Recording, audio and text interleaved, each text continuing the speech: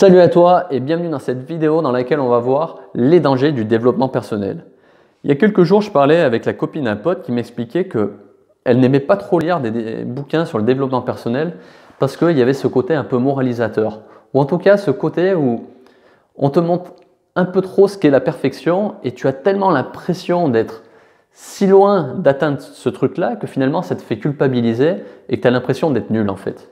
Et j'ai trouvé un peu ce point de vue, j'ai trouvé ce point de vue intéressant, d'autant plus que quelques jours après, je suis allé voir une vidéo de David Laroche et dans les commentaires, il y avait quelqu'un qui expliquait justement que avant, lorsqu'elle avait des entretiens, elle arrivait très bien à se vendre et elle se faisait embaucher sans problème, et qu'après un problème de santé, lors de ces entretiens, elle n'arrivait plus à se vendre de la même manière, elle n'avait plus la même énergie, elle n'avait plus du tout confiance en elle pour se vendre. Et dans ce qu'elle a écrit, je me suis rendu compte que c'était dû au fait justement qu'elle a beaucoup trop lu des livres de développement personnel, ce qui faisait qu'elle se remettait toujours en question et qu'elle avait l'impression d'être nulle. En fait, elle a développé cette croyance qu'elle était devenue nulle et c'est particulièrement dû au fait qu'elle recherchait sans arrêt la perfection. Donc moi, j'aimerais te donner mon point de vue sur le développement personnel et de la manière de l'utiliser. Déjà, je pense que l'erreur à ne surtout pas faire, c'est apprendre au pied de la lettre tout ce qu'on te dit de faire. Parce que chaque personne est différente et chaque personne va avoir besoin d'un outil, mais pas spécialement d'un autre.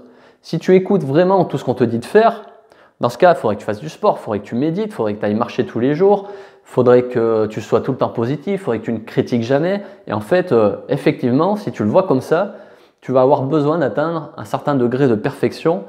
Et finalement, tu n'y arriveras jamais, donc tu vas finir par culpabiliser et ça va faire tout l'effet inverse de ce que devrait t'apporter le développement personnel. Alors qu'en réalité, ça doit être vu plus comme une boîte à outils. Lorsque tu as un problème, tu vas aller chercher un exercice qui va te permettre de t'améliorer. Par exemple, avant, j'avais un gros problème parce que je pensais que je n'étais pas fait pour la réussite, donc forcément, ça me bloquait. Lorsque tu te rends compte de ça, à ce moment-là, tu vas voir dans le développement personnel et tu vas t'intéresser aux croyances limitantes.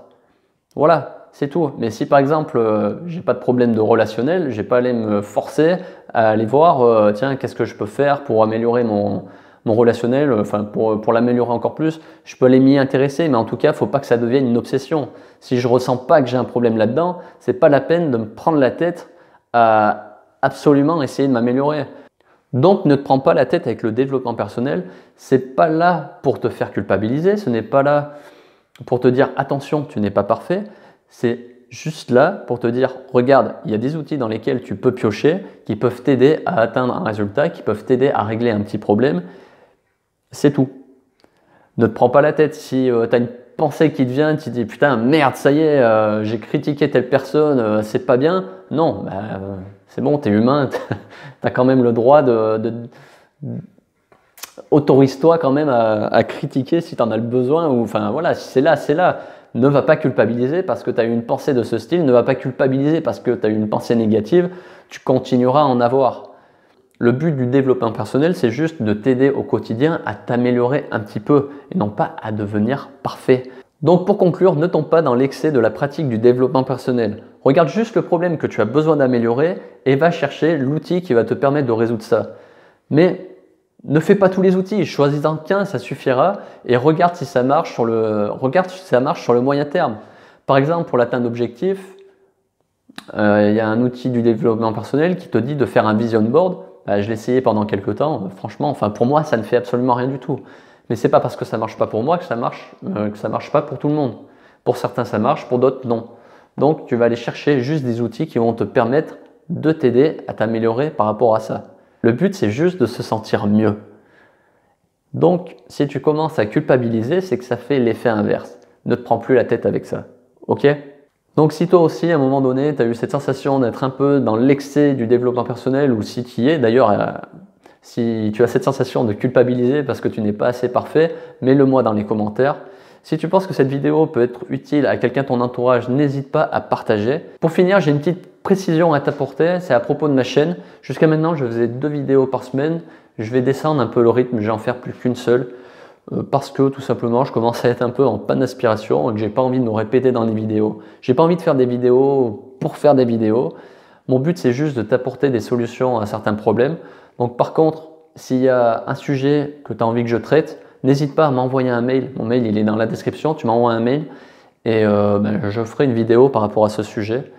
Mais voilà, j'ai pas envie de faire des vidéos pour faire des vidéos.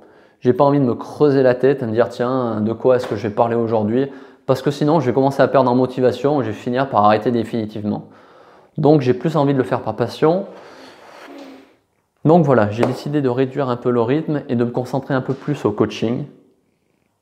Voilà, c'est tout ce que j'avais à dire à ce sujet. Sur ce, je te dis à bientôt pour une prochaine vidéo. Salut!